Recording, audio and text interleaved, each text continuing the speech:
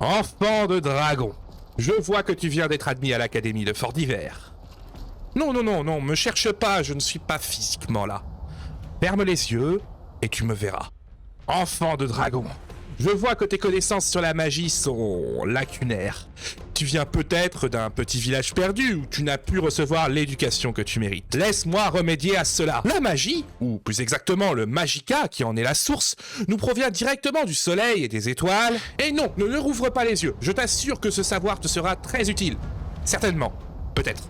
Éventuellement. Le test de l'académie n'est pas la véritable épreuve. C'est l'impression que tu laisseras à tes pairs qui compte vraiment. Tu ne veux pas passer pour l'idiot du village, si? Les connaissances que je t'offre te permettront peut-être d'impressionner une gente dame, ou peut-être même de devenir archimage. Oui, sans elle, je crois que tu ne pourras probablement rien accomplir. Ah, j'ai ton attention.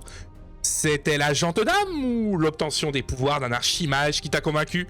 Qu'importe. Le soleil donc, et les étoiles, ont été créés à la fin de la création du monde matériel par Magnus et les autres dieux, les Etana. Ils le quittèrent lorsqu'ils se rendirent compte du piège tendu par l'Orcane, et leur fuite précipitée créa des trous béants dans l'Oblivion entourant notre monde. Par ces trous, le magicka provenant de l'Aetherius commença à tomber dans notre monde, nous apportant la magie. Le magicka, source de toute la magie sur Mundus, explique d'ailleurs l'influence importante qu'ont les étoiles sur notre destinée.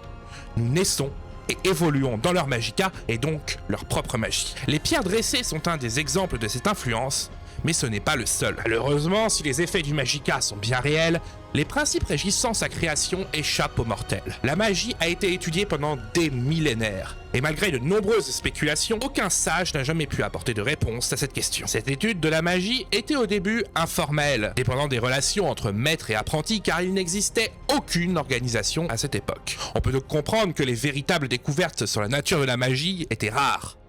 Il y a quand même quelques excellents mages durant cette période, comme l'archimage Chalidor, le fondateur de l'académie de Fort d'Hiver que tu t'apprêtes à rejoindre, enfant de dragon. C'est durant l'ère première que la tour de cristal dans l'archipel de l'automne finit par s'imposer comme étant le principal lieu de l'étude magique. Ce n'est que longtemps après, pendant la deuxième ère, que fut construite l'université arcane de la cité impériale et, avec elle, la guilde des mages de Vanus Galerion s'imposa alors à son tour comme l'épicentre du monde magique. Aujourd'hui, la guilde des mages n'existe plus, mais l'université arcane reste toujours un haut lieu d'études magiques. Depuis la deuxième ère et l'adoption par la guilde des mages d'un système mis au point par l'université de Shalastua en Morrowind, les sorts sont enseignés aux apprentis grâce aux différentes écoles de magie.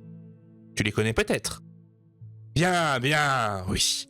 L'école de la destruction pour vaincre ou affaiblir ses adversaires. L'altération pour nous changer nous ou le monde qui nous entoure. L'illusion qui manipule la lumière et l'esprit d'une cible. La conjuration qui utilise la télépathie pour appeler à l'aide des créatures surnaturelles. Et la guérison qui nous fortifie, nous et nos alliés. Toutefois, le système des écoles est un système que les mortels ont mis au point pour mieux comprendre et enseigner plus aisément la magie. Il est donc imparfait.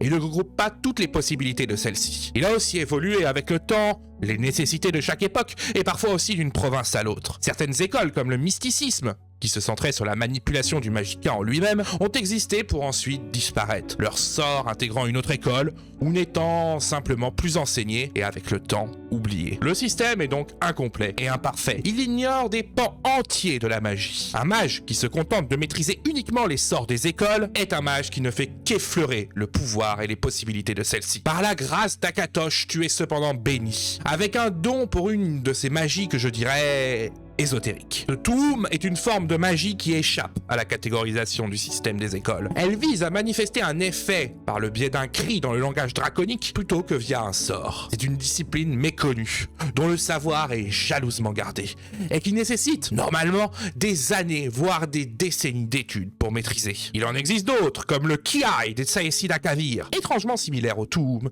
et qui a formé la base de certaines techniques de combat d'individus appelés chevaliers dragons durant l'ère seconde. Le Sheai Shen Sheru Rouge-Garde, ou voie de l'épée spirituelle, est une technique permettant d'invoquer une lame par la force de sa volonté.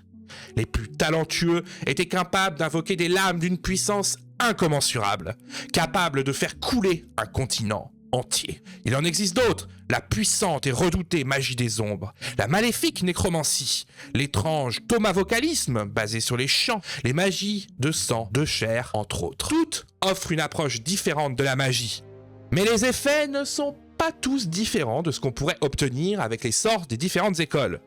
Les écoles facilitent l'apprentissage de la majorité des effets possibles avec la magie. Les magies que je nomme ésotériques sont parfois qu'une méthode alternative à la magie des écoles. Certains cris du Toum ont des effets que l'on peut aussi obtenir par des sorts traditionnels par exemple. En revanche, le pouvoir offert par la maîtrise de ces magies ésotériques est souvent unique et dépassant largement ce qu'un maître des écoles peut accomplir. Ce dernier aura toutefois, et très probablement, un savoir et une liste de sorts à sa disposition bien plus versatile. C'est l'échange fait avec le système des écoles.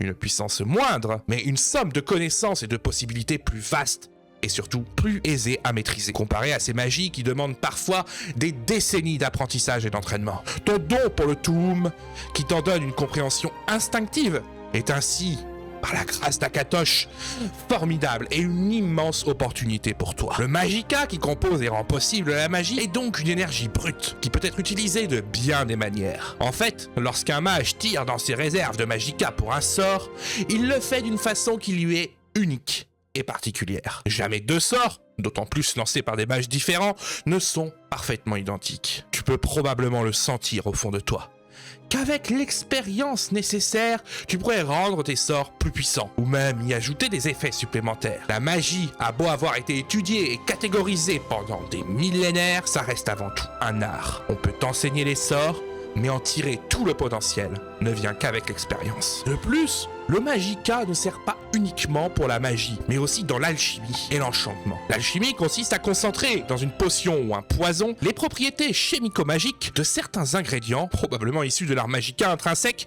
ou au moins de leur contact avec le Magicka. La forme moderne de l'alchimie fut inventée par Asliel d'Ireni durant l'ère mérétique, membre du clan Altmer éponyme et plus tard de l'ordre psychique. L'enchantement, lui, consiste à employer le Magicka contenu dans les âmes de tout être vivant pour alimenter un effet magique, parfois similaire à un sort. Les outils utilisés pour l'enchantement ont changé selon les âges et les provinces, en fonction des besoins. Durant l'ère deuxième, l'usage de glyphes était courant, par exemple. De nos jours, l'art est plus dérivatif. Il s'agit de connaître l'effet qu'on veut appliquer. Cette connaissance doit être complète, exhaustive, et ne peut être obtenue qu'en analysant, et en se faisant détruisant, un objet avec l'effet recherché. En un sens, l'art actuel se contente plus de copier ce qui existe déjà, et ce qui a déjà été fait, plutôt que de chercher à créer quelque chose de nouveau. On doit aussi la discipline moderne de l'enchantement à un membre du clan d'Ireni, Raven d'Ireni, durant l'ère première. Il est à noter qu'un objet est généralement limité à un seul et unique enchantement. Toutefois, un enchanteur expérimenté pourrait être capable d'ajouter un effet supplémentaire grâce à un rituel assez spécial. Une main pour chaque enchantement, les yeux pour l'un, les oreilles pour l'autre, et un jeu de jambes particulier. 2 est toutefois l'absolue limite pour les hommes et les mères, même si personne ne semble exactement savoir pourquoi. 2 mains, 2 jambes, 2 oreilles, 2 yeux, qu'importe. Mais, enfant de dragon, tu dois savoir que l'enchantement n'est pas la seule discipline qui permet de modifier magiquement du matériel. Il existe des lieux dont le Magicka ambiant infuse les objets de caractéristiques magiques. Tu connais probablement déjà la Forge Ciel à Blancherive, alimentée par la crémation des morts sur son foyer. La crémation d'un héros, d'un individu exceptionnel, semble particulièrement efficace pour accroître la qualité de l'équipement qui peut y être forgé. Comme si elle aimait les âmes puissantes, de la même manière qu'un enchanteur. Moins connue est la Forge Lunaire, toujours près de Blancherive, même si on ignore comment et pourquoi elle fonctionne. Aussi, pendant la guerre des Trois Bannières, durant l'ère seconde, de tels lieux étaient beaucoup plus courants. Ces lieux semblent souvent créés par les morts survenus à proximité, tirant probablement leur pouvoir des âmes, et donc du Magicka des défunts. Quelque chose qui me rappelle énormément les techniques d'enchantement. Maintenant, enfant de dragon, n'oublie pas ceci. Malgré toutes les connaissances que nous possédons sur le Magicka, la magie, son fonctionnement et ses possibilités, on en ignore encore et toujours plus. Le procédé magique liant et faisant fonctionner les mystérieuses tours stabilisatrices de Nirn est encore très mal compris, et pourtant si important pour nos existences. Ou encore, le mystérieux rituel du Shim, qui permettrait à qui l'accomplit de transcender ses limites mortelles et d'entrer dans le divin, comme l'aurait réussi Tiber Septime pour devenir Talos, le 9e divin. Enfant de dragon, tu as été marqué pour un destin hors du commun, et je t'offre ces connaissances pour que tu puisses l'accomplir comme il se doit. Va maintenant, tes futurs pères t'attendent, et que ta légende entre dans l'histoire, qu'elle éclipse celle de Chalidor comme ayant été le plus fameux mage que Bord de Ciel ait porté.